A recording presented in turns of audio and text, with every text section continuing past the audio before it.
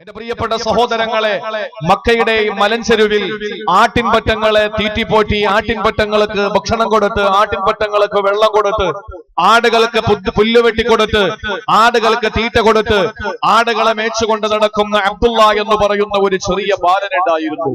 ആ ബാലൻ രാവിലെ യജമാനന്റെ വീട്ടിന്റെ മുമ്പിൽ നിന്ന് ആട്ടിൻപറ്റങ്ങളെയും അഴിച്ചുകൊണ്ട് മക്കയുടെ മലഞ്ചെരുവിന്റെ ഉള്ളറകളിലോട്ട് കടന്നു ചെന്ന് ആട്ടിൻപറ്റങ്ങളെ തീറ്റിപ്പോറ്റുകയും ആട്ടിൻപറ്റങ്ങൾക്ക് വെള്ളം കൊടുക്കുകയും ഒക്കെ ചെയ്തിരുന്ന അബ്ദുള്ള എന്ന് പറയുന്ന ആ ഒരു ചെറിയ കുഞ്ഞാണ് ഒരു ദിവസം തന്റെ ആട്ടിൻപറ്റങ്ങളോടൊത്ത് മേച്ചിൽ സ്ഥലത്ത് നിൽക്കുമ്പോഴാണ് കാണാൻ സുന്ദരനായ, വളരെ മനോഹരമായ, ജീവിതത്തിൽ ഇന്നേ വരെ കണ്ടിട്ടില്ലാത്ത സൗന്ദര്യത്തിന്റെ മകുടോദാഹരണം, നല്ല കറുത്ത തലമുടി, നല്ല ശരീരം, ഒത്തിണങ്ങിയ ഒരു സുന്ദരനായ ചെറുപ്പക്കാരനും അത്ര സൗന്ദര്യമില്ലെങ്കിൽ പോലും തരക്കേടില്ലാത്ത മറ്റൊരാൾ കൂടി അബ്ദുള്ള എന്ന് പറയുന്ന ഈ ചെറിയ ആട്ടിടയന്റെ അടുക്കലേക്ക് കടന്നു വന്നിട്ട് ചോദിച്ചു, ഞങ്ങൾക്ക് വല്ലാത്ത ദാഹമുണ്ട്, ദിവസങ്ങളും ആഴ്ചകളുമായി വല്ലതും കഴിച്ചിട്ട്, അതുകൊണ്ട് ഈ ആട്ടിൻപറ്റങ്ങളിൽ നിന്ന് അല്പം പാല് കറന്നെടുത്ത് ഞങ്ങൾക്ക് കുടിക്കാൻ തന്നാൽ ഞങ്ങളുടെ ആയുസ്, ഞങ്ങളുടെ ജീവൻ നിലനിൽക്കാൻ സാധ്യതയുണ്ട്, അതുകൊണ്ടൊന്ന് സഹായിക്കണമെന്ന് പറഞ്ഞപ്പോൾ അബ്ദുള്ള എന്ന് പറയുന്ന ചെറിയ ബാലൻ ആ വന്ന സുന്ദരന്മാരായ രണ്ട് ചെറുപ്പക്കാരോട് പറഞ്ഞ മറുപടി, ഇതിനെ തീറ്റിപ്പോറ്റാനും മാത്രമേ എന്റെ യജമാനൻ അനുവദിച്ചിട്ടുള്ളൂ, ഇതിൽ നിന്ന് കുടിക്കാൻ എനിക്ക് അനുവാദമില്ല, നിങ്ങൾക്കും ഞാൻ അനുവാദം തരില്ല. ആ മറുപടി വല്ലാതെ ഇഷ്ടപ്പെട്ടു പോയി. വല്ലാതെ നല്ല ഒരു മറുപടി കിട്ടിയപ്പോൾ ആ ചെറുപ്പക്കാരിൽ സുന്ദരനായ ഏറ്റവും നല്ല സൗന്ദര്യമുള്ളയാൾ പറഞ്ഞു, എന്നാൽ കൊറ്റനാട് പിന്നാലെ പോകാത്ത ഒരു പെണ്ണാടിനെ കാണിച്ചു തരുമോ എന്ന് ചോദിച്ചു. കണ്ണൂർ ജില്ലക്കാർക്ക് മനസ്സിലായിട്ടുണ്ട് എന്ന് ഞാൻ അനുമാനിക്കുകയാണ്. കൊറ്റനാട് പിന്നാലെ പോകാത്ത പെണ്ണാട് എന്ന് പറഞ്ഞാൽ മനസ്സിലായില്ലേ?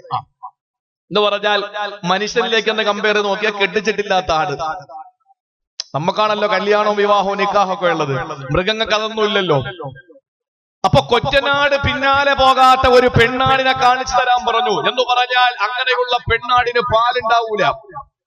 ആ സുന്ദരനായ ചെറുപ്പക്കാരൻ പറഞ്ഞപ്പോ അബ്ദുള്ള പറഞ്ഞു, ദാ നിൽക്കുന്ന ചെറിയ ആടാണ്, അത് പ്രസവിച്ചിട്ട് ഏതാനും ആഴ്ചകളെ ആയിട്ടുള്ളൂ, അതുകൊണ്ട് അതിനെ നിങ്ങൾ എടുത്തോളാൻ പറഞ്ഞു. എടുത്തോളാനല്ല, കാണിച്ചു കൊടുക്കാനാ പറഞ്ഞത്.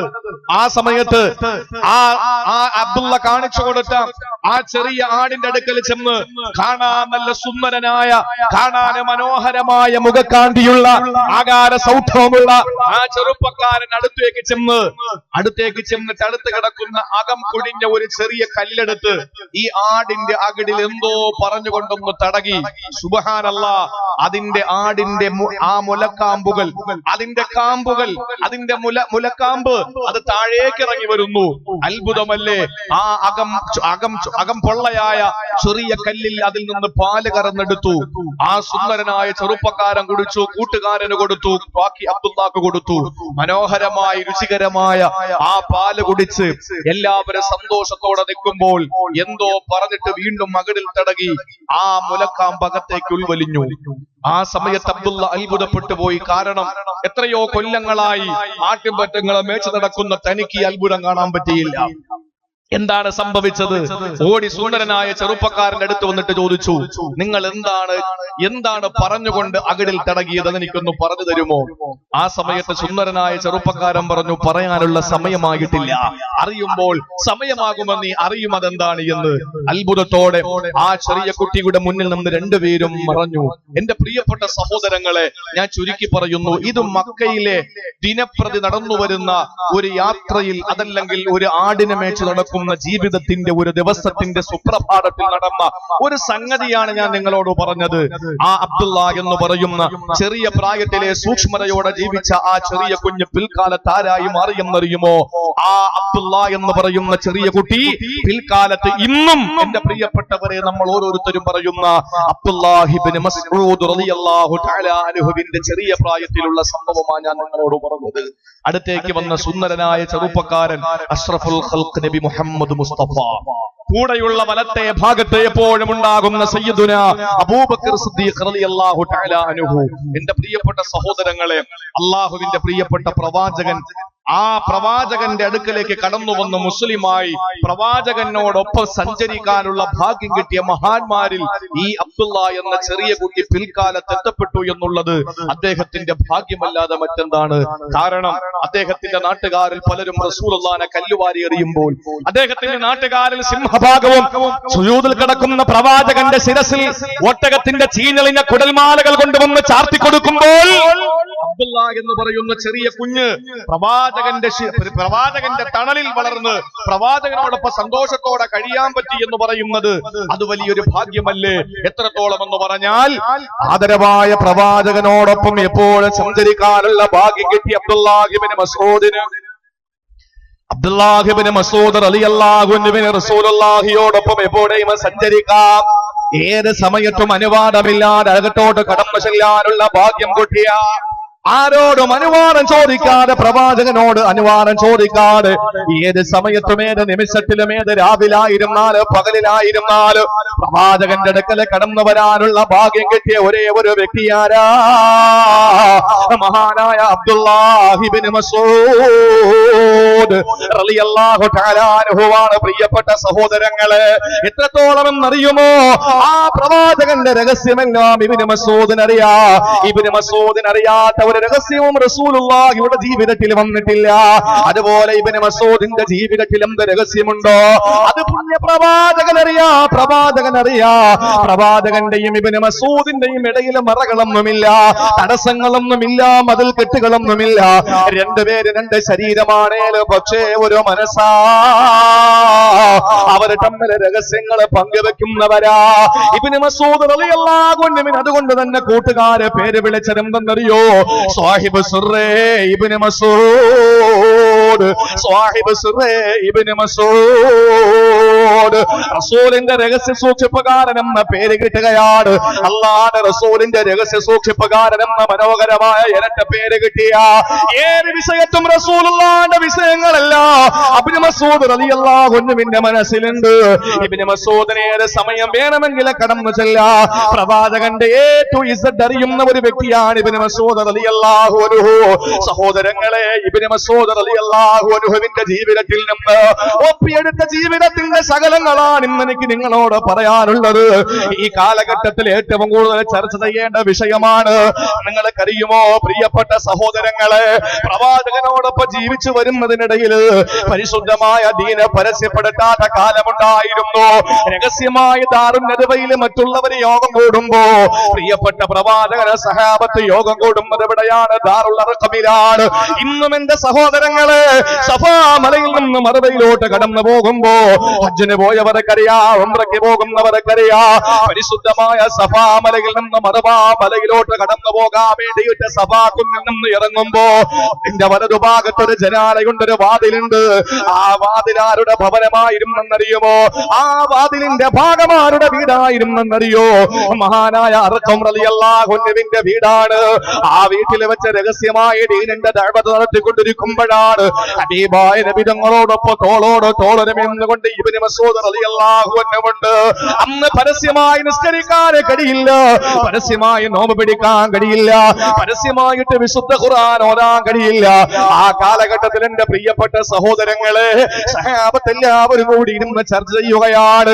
ഇബ്നു മസ്ഊദിനെ ഒന്ന് മനസ്സിലാക്കാൻ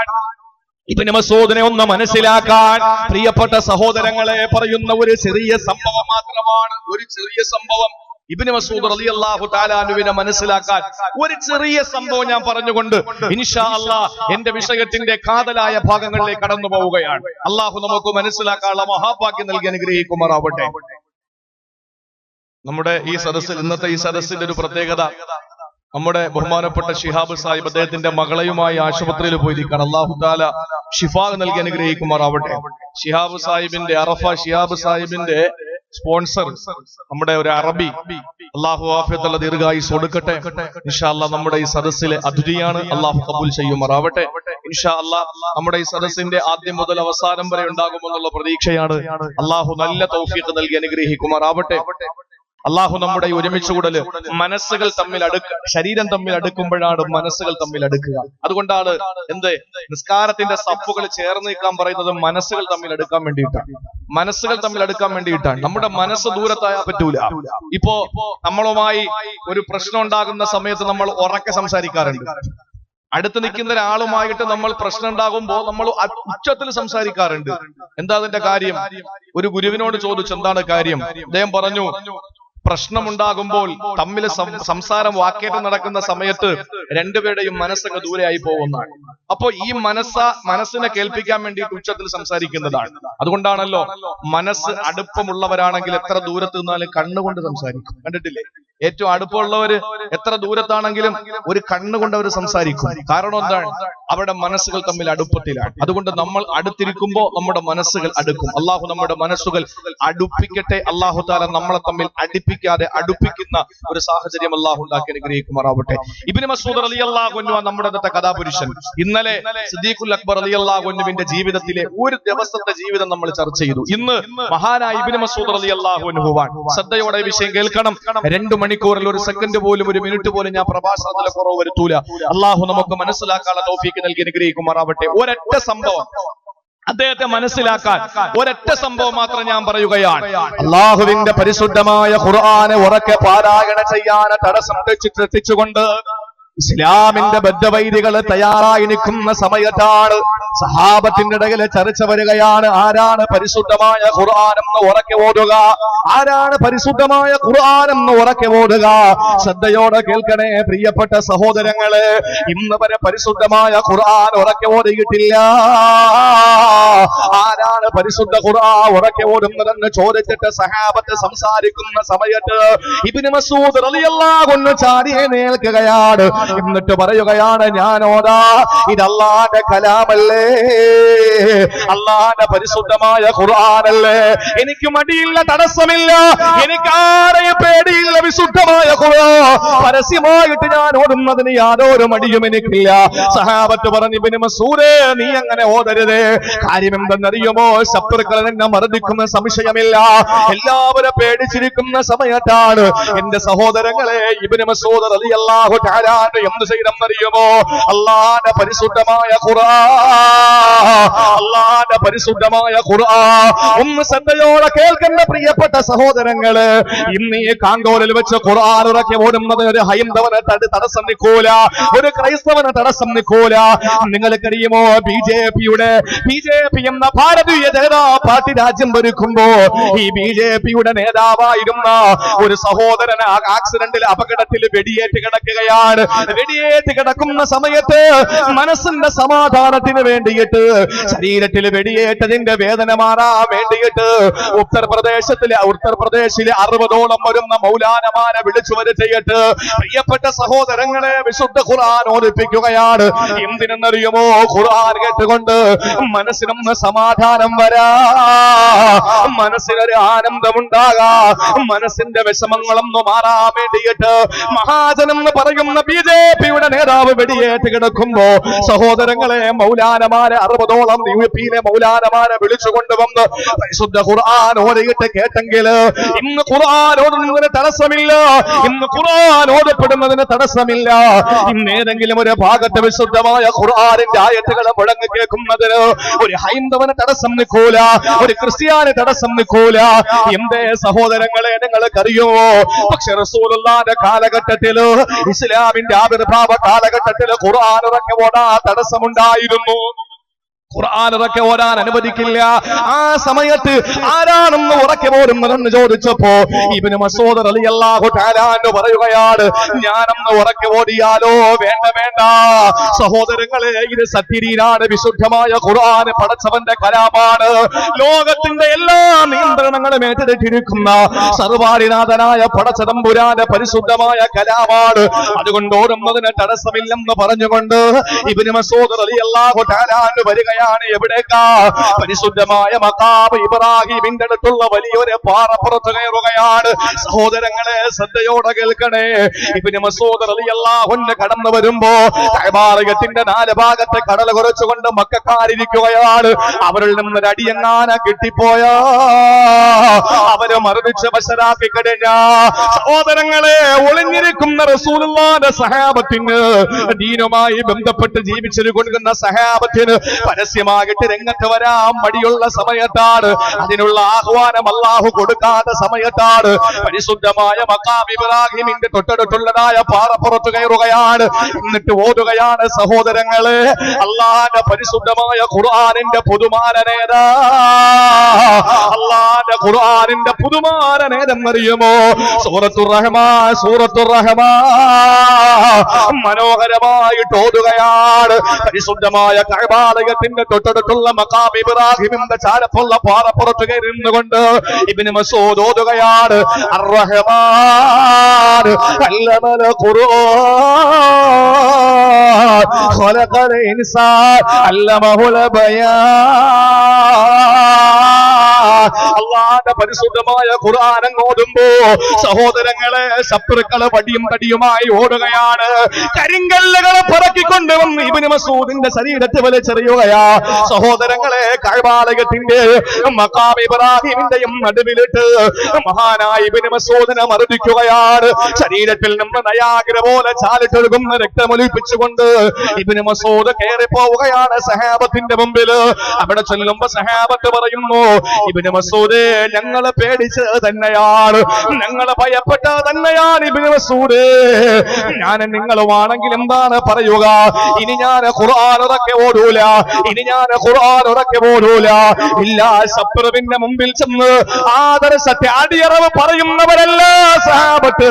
അല്ലാഹുവിന്റെ റസൂലിന്റെ പ്രിയപ്പെട്ട സഹാബിയായ ഇബ്നു മസ്ഊദ് റളിയല്ലാഹു അൻഹു പറഞ്ഞതെന്തെന്നറിയോ? ഇബ്നു മസ്ഊദിന്റെ ശരീരത്തിൽ നാളെ ആത്മാവുണ്ടായിരുന്ന, നാളെ സുപ്രഭാതത്തില്, നാളെ കിഴക്കൻ ചക്രവാളത്തിന്റെ അരുണകിരണങ്ങൾ പ്രകടമാകുമ്പോ ഇബ്നു മസ്ഊദിന്റെ ശരീരത്തിൽ എങ്ങാനും റൂഹ് ശേഷിച്ച, വല്ലാഹി നാളെയും ഞാൻ ഓടുന്നതാ, നാളെയും ഞാൻ ഓടുന്നതാണ് ഖുർആൻ എന്ന് പറഞ്ഞ് ഇബ്നു മസ്ഊദ് സാധ്യം പിടിക്കുമ്പോ സഹോദരങ്ങളെ, ഇബ്നു മസ്ഊദിന്റെ കഥ പറയുമ്പോ കഥ കേട്ടുകൊണ്ട് പോകലല്ല. നാളെ ഇവിടെ ഇബ്നു മസ്ഊദ് മാരുണ്ടാകണം. ഇബ്നു മസ്ഊദിന്റെ ചരിത്രത്തിന്റെ ഇന്നലകളിൽ നിന്നുള്ള സകലങ്ങൾ ജീവിതത്തിന്റെ അർത്ഥമിട്ടെടുത്തുകൊണ്ട് നടത്തുന്ന, ജീവിതത്തിന്റെ ഉന്നതമായ മേഖലകളിൽ ഈ അനുഗ്രഹീതമായ സഹാബത്തിന്റെ പാഠ പിൻപറ്റുന്ന ഒരു വിഭാഗം നാളെ ഇവിടെ ഉണ്ടാകണം. സഹോദരങ്ങളെ, ഇബ്നു മസ്ഊദ് റളിയല്ലാഹു അൻഹു മോശക്കാരനാണോ? ആദരവായ പ്രവാചകന് ഒരു ദിവസം നടന്നു വരുന്ന സമയത്താണ് പള്ളിയുടെ അകത്തളങ്ങളിൽ ഇബ്നു മസ്ഊദ് നമസ്കരിക്കുകയാണ്. നമസ്കാരം നടത്തിക്കൊണ്ടിരിക്കുന്ന ഇബ്നു മസ്ഊദ് ഉറക്കെ ഖുർആൻ ഓതുകയാണ്. ഖുർആൻ ഒരു ലഹരിയായിരുന്നു, ഖുർആൻ ഒരു ലഹരിയായിരുന്നു. അവിടെ ലഹരി പിടിപ്പിക്കുന്നത് പാട്ടല്ല, അവർക്ക് ലഹരി പിടിപ്പിക്കുന്നത് മദ്യമല്ല, അവരെ ലഹരി പിടിപ്പിക്കുന്നത് മധുരാശിയല്ല, അവരെ ലഹരി പിടിപ്പിക്കുന്നത് ആഗോള സംസ്കാര സംശുദ്ധ സിദ്ധാന്തം വിളിച്ചോടുന്ന വിശുദ്ധമായ ഖുർആന. ലോകം ദാഹിച്ചുകൊണ്ടിരുന്ന വിമോചന സരണിയ, പുരാതന കാലത്തെ പ്രാകൃതന്റെ പുരോഗമന കാലത്തെ പരിഷ്കൃതന്റെ മനോമുഖരത്തിൽ പരിവർത്തനത്തിന്റെ പടകപ്പനി മുടക്കിയ പരിശുദ്ധമായ ഖുർആന. ആ ഖുർആൻ നെഞ്ചിലേറ്റിക്കൊണ്ട് പ്രിയപ്പെട്ട സഹോദരങ്ങളെ ഉറക്കെ ഓടുന്നത് കേട്ടപ്പോ ആദരവായ പ്രവാചകൻ അകത്തളങ്ങളിലേക്ക് വിരൽ ചൂണ്ടിയിട്ട് സഹാബത്തിനോട് പറയുകയാണ്, മനസറഹു അയ്യഖറഅൽ ഖുർആന റതുബോ. ആർക്കെങ്കിലും എങ്ങനാണോ ജിബ്രീലിലേക്ക് വഹി തന്നത്, എങ്ങനാണോ ജിബ്രീലിലേക്ക് ഓടി തന്നത്, എങ്ങനാണോ അല്ലാഹുവിന്റെ കലാം ലൗഹുൽ മഹ്ഫൂദിൽ എഴുതപ്പെട്ടത്, എങ്ങനാണോ ജിബ്രീൽ നബി തങ്ങൾക്ക് ഓടി കൊടുത്തത്, റസൂലുള്ളാഹി പറയുകയാണ്, എനിക്ക് എങ്ങനാണോ ജിബ്രീൽ ഖുർആൻ ഓടി തന്നത്, അതേ രൂപത്തിലും അതേ ഭാവത്തിലും അതേ കോലത്തിലും ഖുർആൻ കേൾക്കണമെന്ന് ആഗ്രഹിക്കുന്നുവോ എന്നാ നിങ്ങൾ ഇബ്നു മസ്ഊദിന്റെ ഖിറാഅത്ത് കേട്ടുകൊള്ളുക. അല്ലാഹുവിന്റെ റസൂൽ ഓടുന്നത് പോലെ പോലെ ഓടുന്നതാരാണ്? മഹാനായ അബ്ദുറഹ്മാൻ സുലൈസ് എന്ന ഇരുഹറമിന്റെ മേധാവിയല്ല. ആരാണ് പ്രിയപ്പെട്ടവരെ? സൗദി അറേബ്യയിലെ പള്ളികളിലെ ഇമാമിയങ്ങളല്ല. റസൂലുള്ളാഹിന്റെ ഓതൽ കേൾക്കുന്നു. റസൂലുള്ളാഹിക്ക് എങ്ങനെയാണോ ഖുർആൻ അവതരിപ്പിക്കപ്പെട്ടത് ആ രൂപവും ആ ഭാവവും ആ കോലവും കേൾക്കാൻ ആഗ്രഹിക്കുന്നെങ്കിൽ ഇബ്നു മസ്ഊദിന്റെ ഖിറാഅത്ത് കേട്ടുകൊള്ളട്ടെ. ഇബ്നു മസ്ഊദ് ഓതുന്നത് എനിക്ക് ജിബ്രീൽ പഠിപ്പിച്ചു തന്ന അതേ രൂപത്തിലാണ് എന്ന് ലോകത്തിന്റെ നായക മദീനയുടെ മണവാളൻ നബി മുഹമ്മദ് മുസ്തഫ അല്ലാഹുവിന്റെ റസൂൽ പഠിപ്പിക്കുകയാണ്. എന്ന് പറഞ്ഞാൽ ഖുർആനായിരുന്നു അവരുടെ ഒരു ജീവിതത്തിന്റെ ലഹരി. അവർക്ക് ഖുർആനായിരുന്നു. നമുക്കാണെങ്കിലോ നമുക്ക് ഏറ്റവും ഇഷ്ടപ്പെട്ടത് ഏതാണ്? എന്റെ പ്രിയപ്പെട്ട സഹോദരങ്ങളെ, നമുക്ക് നമ്മൾ അള്ളാഹുവിന്റെ ദീനനുസരിച്ചുള്ള ജീവിതത്തിൽ നമ്മൾ മാറിപ്പോയി. ഒരു സംശയവും വേണ്ട. ഇന്ന് എന്റെ പ്രിയപ്പെട്ട സഹോദരിമാർക്ക് ദീനൊരു പ്രശ്നമല്ല, യുവാക്കൾക്ക് ദീനൊരു പ്രശ്നമല്ല. ഇന്ന് എന്റെ സഹോദരങ്ങളെ, ഒരു മനുഷ്യനെ സംബന്ധിച്ചിടത്തോളം അള്ളാഹുവിന്റെ ദീനനുസരിച്ച് ജീവിക്കുന്നവര് വളരെ കുറവാണ് എന്ന് റസൂലുള്ളാഹി പഠിപ്പിച്ചു. കാരണം എന്താണ്? ഇന്ന് കാലം കഴിയുന്തോറും ജാഹിലിയങ്ങൾ പെരുത്തുകൊണ്ടിരിക്കുകയാണ്. നിങ്ങൾ ശരിയല്ലേ എന്ന് ആലോചിച്ച് നോക്ക്. പണ്ടൊക്കെ വയലു പറഞ്ഞത് ആദരണീയനായ ശംസുൽ ഉലമയെ പോലെ, ആദരണീയനായ കന്നീത്ത് ഉസ്താദിനെ പോലെ, ആദരണീയനായ പാറന്നൂർ ഉസ്താദിനെ പോലെ, ആദരണീയനായ ചെറുശ്ശേരി ഉസ്താദിനെ പോലെ, ആദരണീയനായ സമസ്ത ഇരു സമസ്തകളുടെയും പണ്ഡിത പടുക്കള്, അതുപോലെ തന്നെ കേരളത്തിലെ സമസ്തയുടെയും അതുപോലെ തന്നെ കേരളത്തിലെ സുന്നി സംഘടനകളുടെ നേതാക്കന്മാര്, ആരിഫീങ്ങളായ പണ്ഡിത നേതൃത്വങ്ങള്, വന്നിരായ ഉസ്താദുമാര് പ്രസംഗിച്ച വേദികളിൽ പ്രസംഗിക്കുന്ന എന്നെ പോലുള്ള ജാഹിലിയങ്ങളാണ്. എന്താ കാര്യം? കാരണം ലോകത്തിന്റെ അവസാനം എത്തുമ്പോൾ ജാഹിലിയങ്ങൾ പെരുക്കുമെന്നുള്ള കാര്യത്തിൽ ഒരു സംശയവും വേണ്ട പ്രിയപ്പെട്ട സഹോദരങ്ങളെ. അതുകൊണ്ട് നാം ഇന്ന് റസൂലുള്ളാഹിയുടെ പാതയിൽ നിന്ന് പിന്നിലോട്ടായി പോയി. അള്ളാഹുവിന്റെ പാത വിട്ട് നമ്മൾ ജീവിക്കാൻ തുടങ്ങി. ഇല്ല എങ്കിലോ എന്റെ സഹോദരങ്ങളെ, നമ്മളെപ്പറ്റി ഒരാളും മോശമായിട്ട് കാണൂല. ഒരാള് നമ്മളെപ്പറ്റി ഞാൻ തുറന്നു പറയുന്ന ഒരാളാ. ഞാനൊന്ന് ചോദിക്കട്ടെ, ഇന്ന് എന്റെയും നിങ്ങളുടെയും പ്രവർത്തനം കണ്ടിട്ട് ഏതെങ്കിലും ഒരാൾക്ക് ഇസ്ലാം മതം കൊള്ളാമെന്ന് പറഞ്ഞ് മുസ്ലിമായി കടന്നു വരുവോ? ഇല്ല. 1000 വട്ടം ഞാൻ പറയുന്നു, നമ്മുടെ നാട്ടിലുള്ള ഒരാളുടെ പ്രവൃത്തി മനസ്സിലാക്കിയിട്ട് ഇസ്ലാമിലോട്ട് കടന്നു വരാൻ ഒരാൾ തയ്യാറല്ല. എന്തുകൊണ്ട് തയ്യാറല്ല എന്ന് ചോദിച്ചാൽ, പള്ളിയിൽ ബാങ്ക് വിളിക്കുമ്പോൾ ബിവറേജിന്റെ മുമ്പിൽ നിൽക്കുന്ന മുസ്ലിമിനെ കാണുമ്പോൾ, റമളാൻ മാസത്തിന്റെ പകലുകളിലും രാവുകളിലും വ്യഭിചാരശാലകളിൽ കാണുമ്പോൾ, പലിശയുടെ വിഷയത്തിൽ മുസ്ലിം ഇന്ന് മുൻപന്തിയിലെത്തുമ്പോൾ, പലിശ പണം കൊണ്ട് മുസ്ലിമിന്റെ വയറുകൾ ഇന്ന് ഗോപുരം പോലെ വീർത്തു വരുമ്പോൾ, എങ്ങനെയാണ് എന്റെ പ്രിയപ്പെട്ട സഹോദരങ്ങളെ ഒരാൾക്ക് ഇസ്ലാമിലോട്ട് കടന്നു വരാൻ ആഗ്രഹം ഉണ്ടാവുക? ഇല്ല. പണ്ടുള്ളവരോ അവരുടെ ഒരു പ്രവർത്തനം ഒന്ന് വീക്ഷിച്ചാൽ എന്തോ ഒരു നല്ല മതമാണ്, എന്തോ ഒരു നല്ല പ്രത്യയശാസ്ത്രമാണ്, എന്തോ ഒരു നല്ല അനുസരണയാണ് എന്ന് മനസ്സിലാക്കിയിട്ട് ഇസ്ലാമിലോട്ട് കടന്നു വരാൻ അവരാഗ്രഹിച്ചിരുന്നു. അതുകൊണ്ട് എന്റെ പ്രിയപ്പെട്ട സഹോദരങ്ങളോട് എനിക്ക് പറയാനുള്ളത്, അബ്ദുല്ലാഹി ഇബ്നു മസ്ഊദ് റളിയല്ലാഹു തആല അൻഹു ഖുർആൻ ഇതുപോലെ മനോഹരമായി ഓതുന്ന ഒരു സഹാബി വേറെയില്ല. എങ്ങനെ റസൂലുള്ളാഹിക്ക് ജിബ്രീൽ പഠിപ്പിച്ചു കൊടുത്തു അതേമാതിരി കേൾക്കണമെങ്കിൽ ഇബ്നു മസ്ഊദിന്റെ ഖിറാഅത്ത് കേൾക്കണമെന്നാണ്. അള്ളാഹു നമുക്ക് നാളെ സ്വർഗത്തിൽ ഇബ്നു മസ്ഊദ് തങ്ങളുടെ കൈപിടിച്ചിട്ട് നടന്നു പോകാനുള്ള ഭാഗ്യം അള്ളാഹു നമുക്ക് നൽകി അനുഗ്രഹിക്കുമാറാവട്ടെ. എന്റെ പ്രിയപ്പെട്ട സഹോദരങ്ങളെ, ഞാൻ പറയുന്നു, മനോഹരമായ ചരിത്രം അദ്ദേഹത്തിന്റെ. അവസാനം എന്റെ സഹോദരിമാർക്ക് പെൺമക്കളെ കെട്ടിക്കാൻ വിഷമമുള്ളവരുണ്ട്, വീട് വെക്കാൻ പൈസ ഇല്ലാത്തവരുണ്ട്.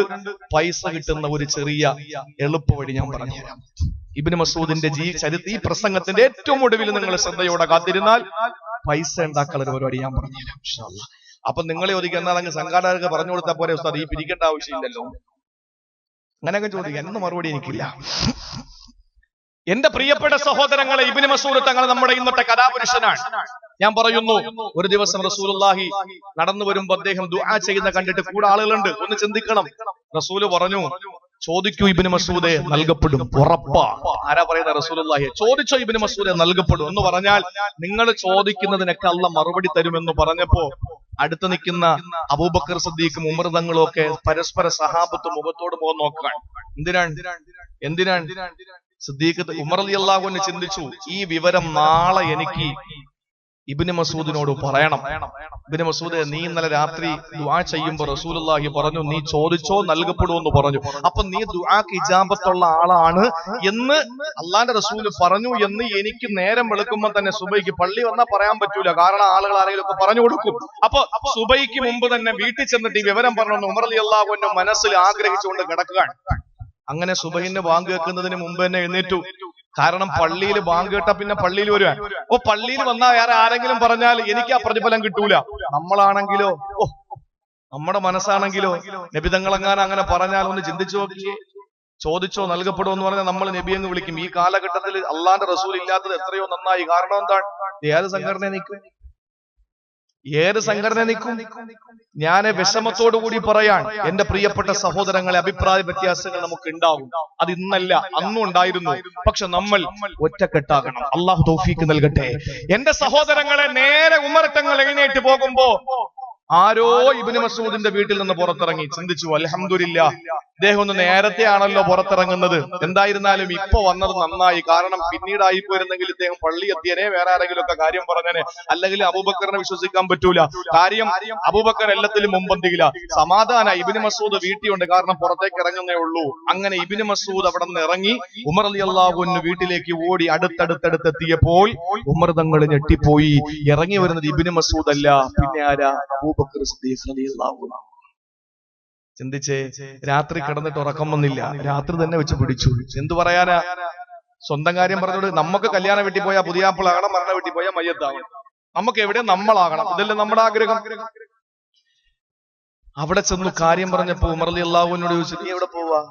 ഞാൻ ഇന്നലത്തെ സംഭവം ഒന്ന് വിവരിക്കാൻ വേണ്ടി വന്നതാ, നീ ഇന്നും പരാജയപ്പെടുത്തി കളഞ്ഞല്ലോ അബൂബക്കർ സിദ്ദീഖ് എന്ന് ഉമർ റളിയല്ലാഹു അൻഹു പറഞ്ഞപ്പോ, ചോദിക്കുന്ന ചോദ്യങ്ങൾ അള്ളാഹു തള്ളിക്കളയാത്ത, ഖുർആൻ എങ്ങനെ അവതരിപ്പിക്കപ്പെട്ടോ ആ രൂപത്തിൽ ഓതുന്ന, പരസ്യമായിട്ട് ആദ്യമായി വിശുദ്ധ ഖുർആൻ മക്കയുടെ മണൽത്തരികളെയും കഅബാലയത്തിന്റെ കരിങ്കൽ ഭിത്തികളെയും പുളകച്ചാട്ടണീച്ച ആരുടെ ശബ്ദമാധുര്യം കൊണ്ടാണോ ആ ഇബ്നു മസ്ഊദ് റളിയല്ലാഹു തആല അൻഹു എന്ന പാണ്ഡിത്യത്തിന്റെ കുലപതി സാഹിബ് സിർ മഹാനായ ഇബ്നു മസ്ഊദ് റളിയല്ലാഹു തആല അൻഹുവിന്റെ ജീവിതത്തിലൂടെ നമുക്ക് പഠിക്കാനുള്ള 4 കാര്യങ്ങൾ ഇൻഷാ അല്ലാഹ് അദ്ദേഹം പറഞ്ഞ 4 പ്രൗഢോജ്വലമായ 4 മറുപടികളും, അതിനുശേഷം അദ്ദേഹം മരണാസന്നനായി കിടക്കുമ്പോൾ അദ്ദേഹം പറഞ്ഞ ആഗ്രഹവും അദ്ദേഹത്തിനുണ്ടായ പേടിയും പണം ഉണ്ടാക്കാൻ വേണ്ടി അദ്ദേഹം പറഞ്ഞെന്ന ഒരു മാർഗവും പറഞ്ഞ് ഇൻഷാ അല്ലാഹ് നമ്മുടെ ഇന്നത്തെ പ്രസംഗം അവസാനിപ്പിക്കും. അതിനിടയിൽ ഞാൻ ഇൻഷാ അല്ലാഹ് നിങ്ങൾ എല്ലാവരുടെയും അനുവാദത്തോടു കൂടി നമ്മുടെ ബഹുമാനപ്പെട്ട നമ്മുടെ സ്പോൺസർ അറബിക്ക് ഇൻഷാ അല്ലാഹ് ഒരു 5 മിനിറ്റ് ഒക്കെ പറയോ? 5 മിനിറ്റ് 2 മിനിറ്റ് ആയിരുന്നാലും നമ്മൾ പറയുന്നൊന്നും മനസ്സിലാവില്ല, അതുകൊണ്ട് എന്തോടെ പറയാല്ലോ. അപ്പൊ അതുകൊണ്ട് ഇൻഷാ അല്ലാഹ് 2 മിനിറ്റ് അദ്ദേഹം നിങ്ങളുമായിട്ട് സംസാരിക്കും. അള്ളാഹു ആഫിയത്തുള്ള ദീർഘായുസ്സ് കൊടുക്കുമാറാവട്ടെ. ഇൻഷാ അല്ലാഹ് ബഹുമാനപ്പെട്ട തങ്ങളൊന്ന് പരിചയപ്പെടുത്തി അദ്ദേഹം വിളിക്കും. ഇൻഷാ അല്ലാഹ് അതിനുശേഷം ആ പ്രസംഗം 2 മിനിറ്റ് കൂടിപ്പോയ 2 മിനിറ്റ് എത്ര ഉണ്ടാവുള്ളൂ. അപ്പൊ ഞാൻ ഇച്ചിരി വെള്ളം കുടിക്കും. ഇന്നലെ വെള്ളം കുടിച്ചില്ല എന്നൊരു പരാതിയാണ്. അപ്പൊ ഇൻഷാ അല്ലാഹ് വെള്ളം കുടിക്കും. എന്നതിന് ശേഷം ഇൻഷാ അല്ലാഹ് പ്രസംഗം തുടരും. എല്ലാവരും ആ പുറത്ത് നിൽക്കുന്നവർ ഇനിയും കുറച്ച് പേര് കയറിയിരിക്കാറുണ്ട്, കയറിയിരുന്നോളൂ. ഇൻഷാ അല്ലാഹ് അള്ളാഹു നമ്മുടെ സദസ്സിനെ വൻ വിജയത്തിലാക്കി അനുഗ്രഹിക്കുമാറാവട്ടെ. ഇന്ന് സമാപനമാണ്. ഇന്ന് സാധാരണ പരിപാടി കഴിഞ്ഞാൽ ഉടനെ അങ്ങ് പോകല. ഇത് നാളെ രാവിലത്തെ 7:40 നേത്രാവതി എക്സ്പ്രസ്സിലാണ് പോകുന്നത്. അപ്പൊ ഇൻഷാ അല്ലാഹ് അല്പം വൈകിപ്പോയാലും കുഴപ്പമൊന്നുമില്ല. നാളെ നിങ്ങൾക്ക് മനോഹരമായിട്ട് ഉറങ്ങാൻ വഴങ്ങൂലല്ലോ. ഇൻഷാ അല്ലാഹ് എല്ലാവരും ഇതുമായി സഹകരിക്കണം. അതിനുശേഷം നമുക്ക് ഇൻഷാ അല്ലാഹ് പ്രസംഗത്തിലേക്ക് കടന്നു വരാം. വളരെ മനോഹരമായ ചരിത്രത്തിൽ നിന്ന് 4 സംഭവങ്ങൾ ഇൻഷാ അല്ലാഹ് നിങ്ങളോട് പറഞ്ഞ് ജീവിതത്തിൽ പാഠം ഉൾക്കൊള്ളാനുള്ള വലിയ മെസ്സേജ് ഇൻഷാ അല്ലാഹ് നമുക്ക് വിശദീകരിക്കാം. അല്ലാഹു തൗഫീഖ് നൽകട്ടെ.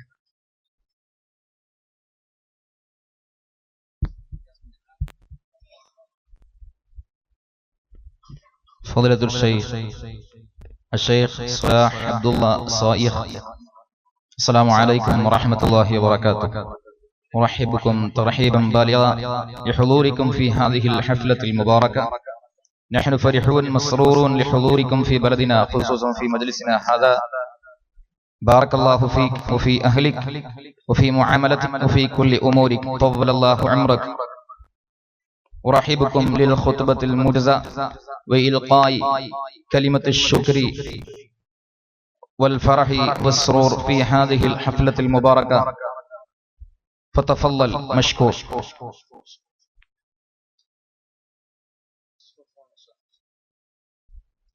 بسم الله الرحمن الرحيم.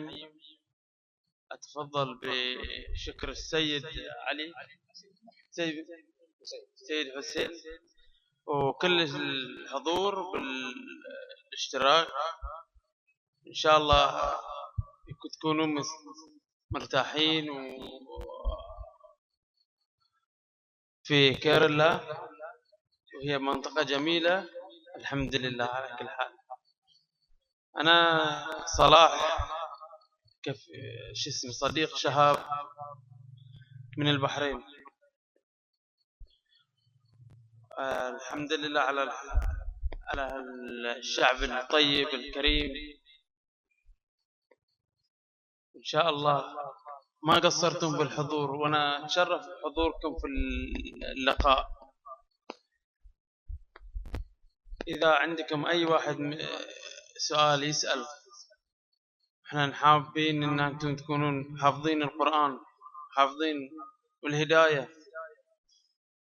شكرا ورحم الله والديكم، ما قصرت.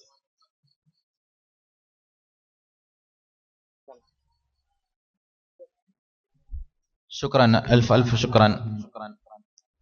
ബഹുമാനപ്പെട്ട നമ്മുടെ ഈ പരിപാടിയിൽ സംബന്ധിച്ച നമ്മുടെ അറഫ ഷിഹാബ് സഹോദരന്റെ സ്പോൺസർ കൂടിയായ, ബഹ്റൈനിൽ ചെന്നപ്പോൾ എന്നെയും അതുപോലെ തന്നെ ഉസ്താദുമാരെയൊക്കെ പരിചയപ്പെട്ട, നമ്മളോടൊപ്പമൊക്കെ സമയം ചെലവഴിക്കാൻ വളരെ സന്തോഷമുള്ള ഒരു ചെറുപ്പക്കാരനായ അറബി സുഹൃത്താണ് സ്വലാഹ് അബ്ദുള്ള അസ്വായിഹ് എന്ന് പറയുന്ന ഈ സഹോദരൻ.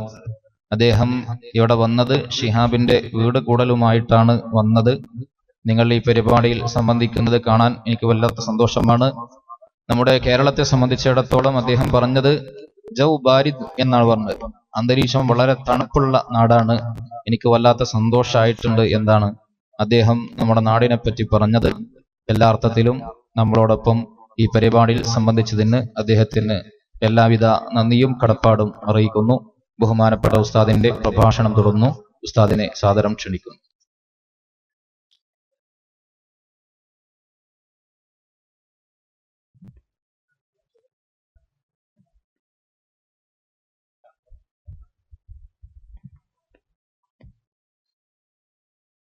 ചിലപ്പോ അദ്ദേഹത്തിന്റെ നാട്ടിലെ വലിയ പ്രഭാഷകനായിരിക്കും. ഇപ്പൊ നമ്മളെത്ര നല്ല പ്രഭാഷകനാണെങ്കിൽ അറബി നാട്ടിൽ പോയി നമ്മളെങ്ങനെയാണ് ഒരു മിനിറ്റ് ഉണ്ടെന്ന് ഒതുക്കും. പിന്നെ മലയാളികളുള്ളതുകൊണ്ട് അൽഹംദുലില്ലാ എവിടെയും മലയാളി ഉണ്ടല്ലോ, അതുകൊണ്ട് തന്നെ മനോഹരമായി നമുക്ക് എവിടെ പോലും പ്രസംഗിക്കാൻ കഴിയും. അള്ളാഹു അദ്ദേഹത്തിന് ആഫിയത്തുള്ള ദീർഘായുസ്സുകൾ അനുഗ്രഹിക്കുമാറാവട്ടെ.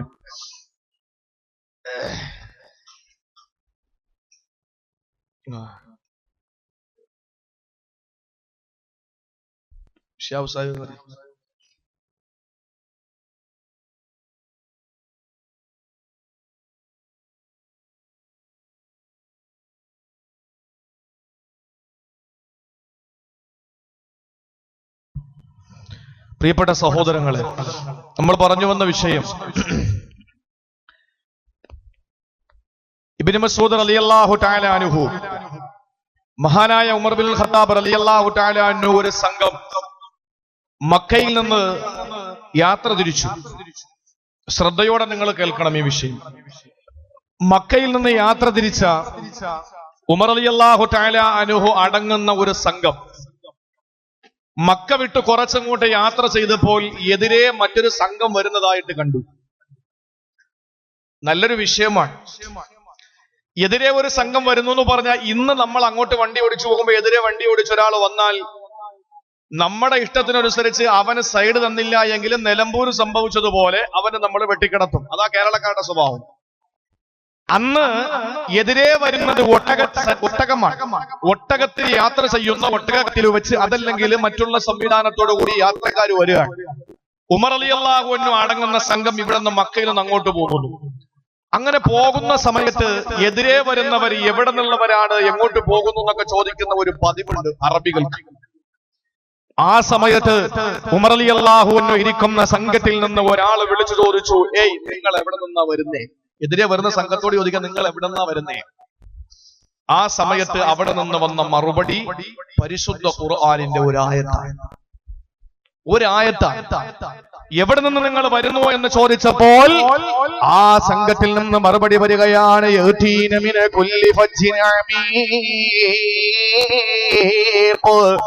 അങ്ങ് വിജനമായ വിദൂരമായ ഒരു പ്രദേശത്ത് നിന്ന് വരികയാണ്. ആഴമേറിയ ഒരു ഭാഗത്ത് നിന്ന് ഞങ്ങൾ വരികയാണ്. ആ സമയത്ത് വീണ്ടും ചോദിക്കുകയാണ്, നിങ്ങൾ എവിടെയാണ് പോകുന്നത്? എങ്ങോട്ടാ നിങ്ങൾ പോകുന്നത്? ഈ യാത്ര അവസാനിക്കുന്നത് എവിടെയാണെന്ന് ചോദിക്കുമ്പോ അതിൽ നിന്ന് മറുപടി വരികയാണ്,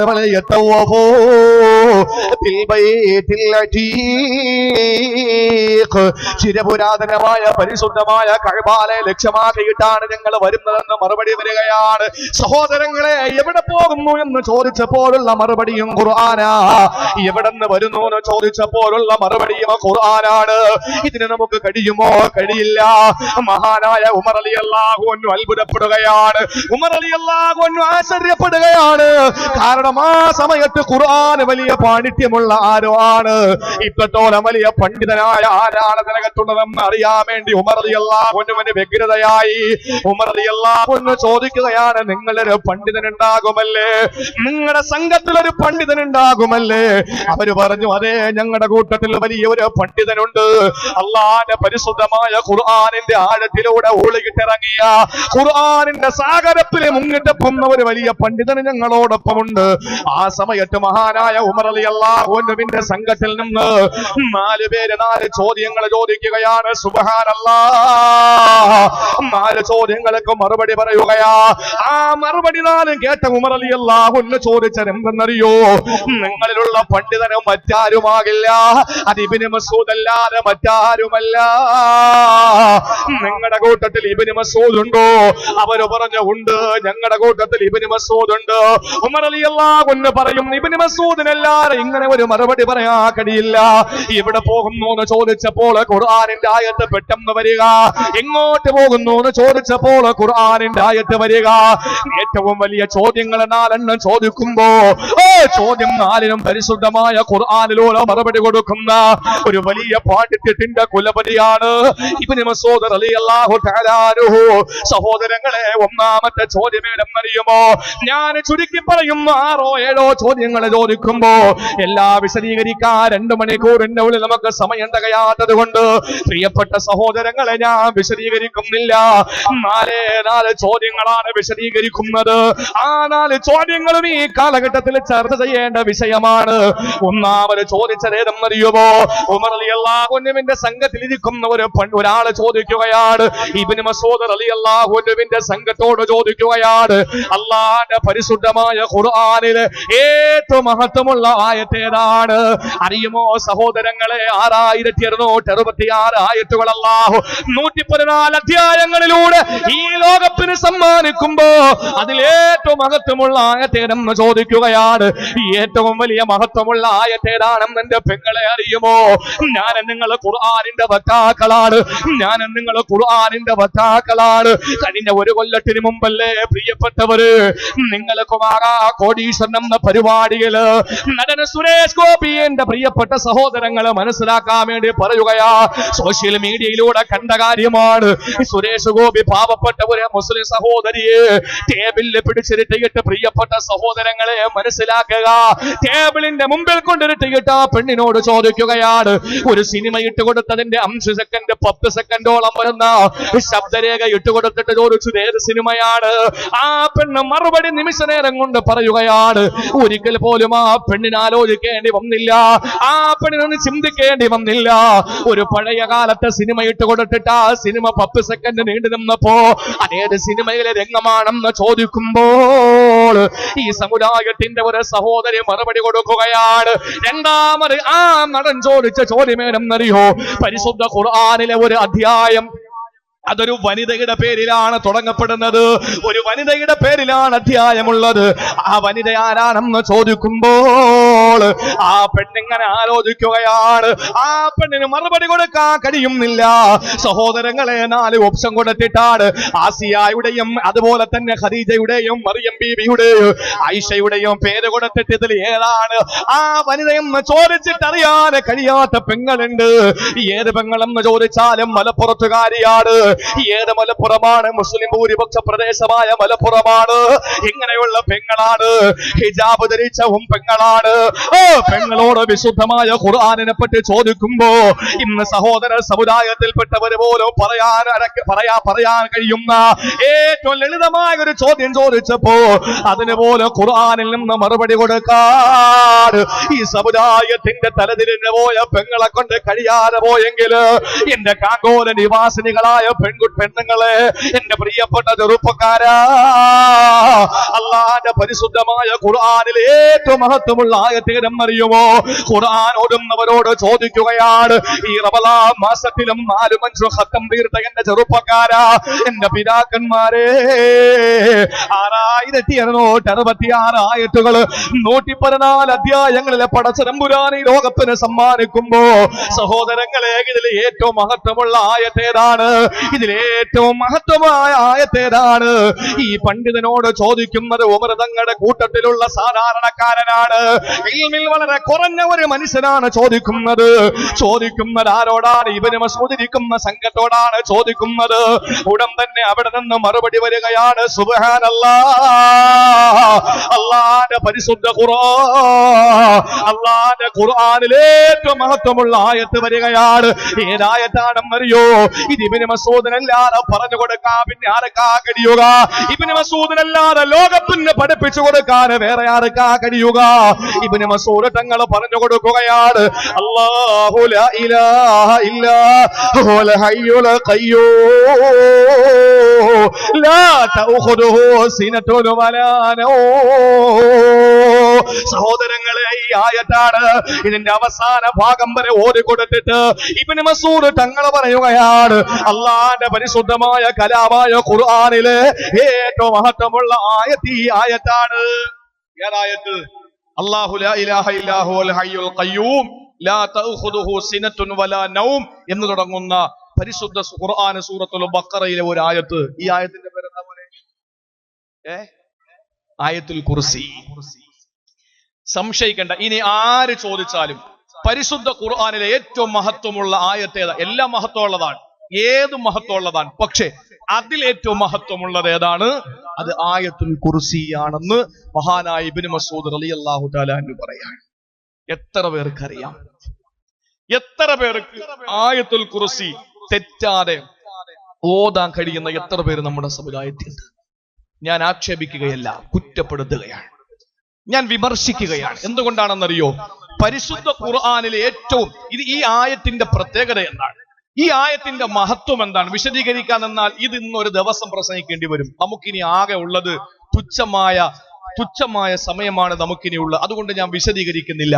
എന്റെ പ്രിയപ്പെട്ട സഹോദരങ്ങളെ, പരിശുദ്ധമായ ഖുർആനിലെ ആയത്തുൽ കുർസി എന്ന് പറയുന്ന ഈ ആയത്ത് 5 വഖത്ത് നമസ്കാരത്തിനു ശേഷം ഒരാൾ ഓതിക്കഴിഞ്ഞാൽ, പഠിച്ചോളി, 5 വഖത്ത് നിസ്കാരത്തിന് ശേഷം ഇത് ഓതിക്കഴിഞ്ഞാൽ അവന് സ്വർഗം ഉറപ്പാണ്. പക്ഷെ ഒരു തടസ്സം അവന്റെ മുമ്പിലുണ്ട്.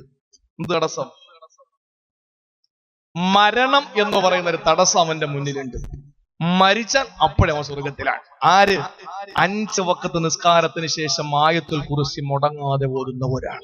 അപ്പൊ ചോദിക്കും, ഉസ്താദെ, 5 നേരത്തെ നിസ്കാരം അതിനുശേഷം ഈ ആയത്ത് കുർസി അങ്ങ് ഓതിയ വിഷയമൊക്കെ തീരൂലേ? ബാക്കി എന്ത് ചെയ്താലും പ്രശ്നമൊന്നുമില്ലേ? ബാക്കി എന്ത് ചെയ്താലും പ്രശ്നമില്ല എന്നുള്ളതല്ല. ഈ 5 നേരം ആയത്ത് കുർസി ഓതുന്നവന് ബാക്കി ഒന്നും ചെയ്യാൻ പറ്റില്ല.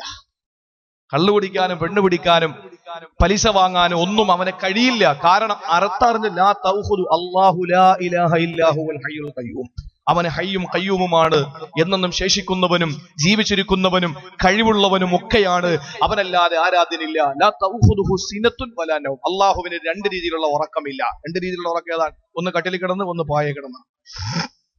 2 രീതിയിൽ ഉറക്കമുണ്ട്. സിനത്ത്, നൗം. സഹോദരിമാരോട് ഞാൻ പറയാം, സിനത്ത്, നൗം, 2 രീതിയിലുള്ള ഉറക്കമുണ്ട്. ഈ ഉറക്കം ഉദാഹരണത്തിലൂടെ പറഞ്ഞുതരാം. വീട്ടിൽ കിടന്ന് മനോഹരമായി നല്ല ബെഡ്ഷീറ്റും പുറച്ച് കിടക്കുന്ന ഉറക്കത്തിന്റെ പേര് നൗം. വഴല് കേൾക്കാൻ വന്നിരുന്ന് ഉറങ്ങുന്ന ഉറക്കത്തിന്റെ പേര് സിനത്ത്. മനസ്സിലായ? നൗം എന്ന് പറഞ്ഞാൽ കണ്ണു ഉറങ്ങും, ഹൃദയം ഉറങ്ങും. സിനത്ത് എന്ന് പറഞ്ഞാൽ കണ്ണ് തുറന്നിരിക്കും, പക്ഷെ ഹൃദയം ഉറങ്ങും. അല്ലെങ്കിൽ കണ്ണ് അടഞ്ഞിരിക്കും, പക്ഷെ ഹൃദയം തുറന്നിരിക്കും. എന്ന് പറഞ്ഞാൽ പറയുന്നതൊക്കെ ശ്രദ്ധിക്കുന്നുണ്ട്, കേൾക്കുന്നുണ്ട്, കാര്യങ്ങളൊക്കെ ശബ്ദമുണ്ട്, ആളുകൾ ബക്കറ്റ് കൊണ്ടുവരുന്ന അറിയുന്നു, എല്ലാം ചെയ്യുന്നു, പ്രസംഗം തീരുന്ന അറിയുന്നു, ഒക്കെ അറിയുന്നു. പക്ഷെ എന്താണ് പറയുന്നത് മനസ്സിലാവും. കാരണം തൂങ്ങി ഉറങ്ങുകയാണ് അല്ലെ. ഏറ്റവും നല്ല ഉറക്കം ഒരു മുസ്ലിമിനെ അതെന്ന് ചോദിച്ചാൽ എതിരെ അഭിപ്രായം ഇല്ലാതെ പറയുന്ന ഒരു സമയമാണ്. എപ്പോഴാ? ഒരു 20 മിനിറ്റ് ആഴ്ചയിൽ അവന് കിട്ടും. എത്ര മനോഹരമായ ഉറക്കമാണ്. ഖതീബ് മിമ്പറിൽ നിന്ന് ഖുതുബ പോകുന്ന സമയം, ആ സമയത്ത് കിട്ടുന്ന ഉറക്കം അത് വല്ലാത്തൊരു ഉറക്കമാണ്. എന്റെ പ്രിയപ്പെട്ട സഹോദരങ്ങളെ, അള്ളാഹു ഏറ്റവും കൂടുതൽ മഹത്വം കൊടുത്തിട്ടുള്ള ഒരു ആയത്തുൽ കുർസിയാണ്. ഞാൻ നിങ്ങൾക്ക് ഇന്ന് അമല് ചെയ്യാൻ, ഇന്ന് രാത്രി മുതൽ അമല് ചെയ്യാൻ, അതുമായി ബന്ധപ്പെട്ട ഒരു വിഷയം പറഞ്ഞുകൊണ്ട് രണ്ടാമത്തെ ആയത്തിലേക്ക് നമുക്ക് കടക്കാം. അല്ലാഹുവിന്റെ പ്രിയപ്പെട്ട പ്രവാചകന് സഹാബത്തിന്റെ ഇടയിൽ നിന്നുകൊണ്ട് അബൂ ഹുറൈറയെ വിളിക്കുകയാണ്. അബൂ ഹുറൈറ, ഇത് പരിശുദ്ധ റമളാനാണ്, പരിശുദ്ധ റമളാനാണ്. അബൂ ഹുറൈറ, ഇന്ന് മുതൽ നീയാണ് പരിശുദ്ധമായ റമളാൻ മാസത്തില് ബൈത്തുൽ മാലിലേക്ക് വരുന്ന ഈത്തപ്പഴത്തിന്റെയും മുന്തിരിയുടെയും സൂക്ഷിപ്പുകാരനായി, ബൈത്തുൽ മാലിന്റെ ഖജനാവിന്റെ കാവൽക്കാരനായി നീയാണ് നിൽക്കേണ്ടത്. അബൂ ഹുറൈറ, അബൂ ഹുറൈറ റളിയല്ലാഹു അൻഹു സമ്മതിക്കുകയാണ്. നബിയേ, ഞാൻ കാവൽ നിന്നോളാം. അല്ലാഹുവിന്റെ റസൂല് ഏൽപ്പിച്ച ഉത്തരവാദിത്വമാണ്, ദൗത്യമാണ്.